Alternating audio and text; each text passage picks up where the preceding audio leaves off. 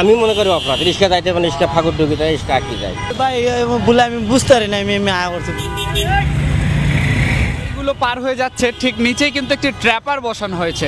মূলত এই ট্র্যাপারটি বসানো হয়েছে যেন রিক্সা এই মেইন রোডে উঠে আসে, সেগুলো কিন্তু আটকানোর জন্য। মূলত আমরা যেমনটি দেখেছি গতকাল এই ট্র্যাপারটি পরীক্ষামূলকভাবে বসানো হয়েছে, কিন্তু রাস্তার উপরেই রয়েছে, এর নিচে কিন্তু কোনোভাবে এটি আটকানো নেই।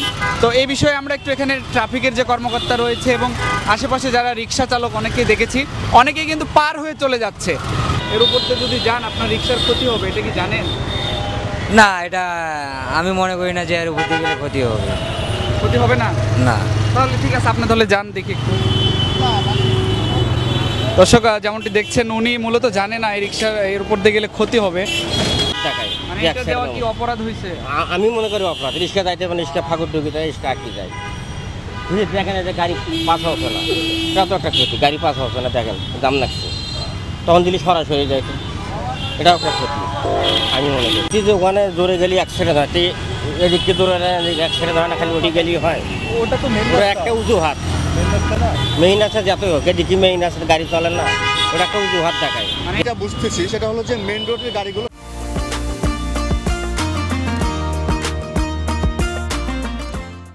সবসময় সচল থাকে। তো ওখান থেকে এই গাড়িগুলো যখন মেন রোড উঠবে তখনই দেখবেন যে হয়তো একটা জোরে গেলে, দ্রুতগতিতে গেলে হয়তো অ্যাক্সিডেন্ট হওয়ার সম্ভাবনা থাকে। ওটা না হয়ে যখন এখানে যাতে স্লোভাবে উঠতে পারে, যে কোনো গাড়ি স্লোভাবে উঠতে পারে, তার জন্য এই ব্যবস্থাটা সুন্দর। আর রিক্সা তো যাবে না, রিক্সা আটকে যাবে এখান থেকে। হয়তো কেউ চুরি করে যখন পালিয়ে যাবে, তো এক রিক্সা বাম দিকে নিল বা ডান দিকে নিল, আর একটা রিক্সা চাকা হয়তো মধ্যখান দিয়ে কোনো রকম মানে নিয়ে পালিয়ে গেল, ওটা হচ্ছে ভিন্ন। এখানে তো অসুবিধা আছে যে ভালো ভাড়া পাইলে, মোটা ভাড়া পাইলে ওইদিকে যাওয়া যায় না। দুনিয়া এইদিকে কাকরাল মোড় হয়ে দুনিয়া ঘুরিয়ে দিতে হয়। পাও ইস্কে তো অ্যাক্সিডেন্ট হয় না, যদি অটোগুলো যদি যায় খুব জোরে তাহলে এইগুলো অ্যাক্সিডেন্টটা বেশিটা হয়। এই জন্য অটোর জন্য তো মনে করেন যে পাও ইস্কারও বন্ধ হয়ে গেছে। আর যদি এই সরকার যদি অটোটা উঠে দিত তাহলে মনে করেন সিএনজি বাঁচতো, মোটরসাইকেল বাঁচতো, পাও ইস্কালাটা বাঁচতো। এই যে গোটা দিনে 500 টাকা ভাড়া মারতে পারি না, খালি যে এখানে খুঁজে মানুষ খালি অটোই বাঙালি, কিন্তু অটো তো আর উঠতেছে না। এই যে আমাদের মতন মানুষ যে কত আছে, এই যে একটা সময় বাইরে 60 টাকা ভাড়া মারছে, 80 টাকা ভাড়া মারছে।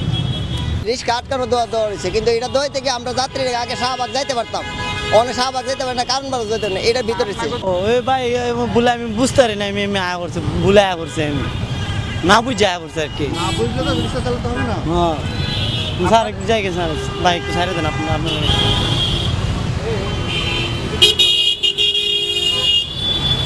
আমার চাক্কাটা যাইব না, ফাইসে যাইব।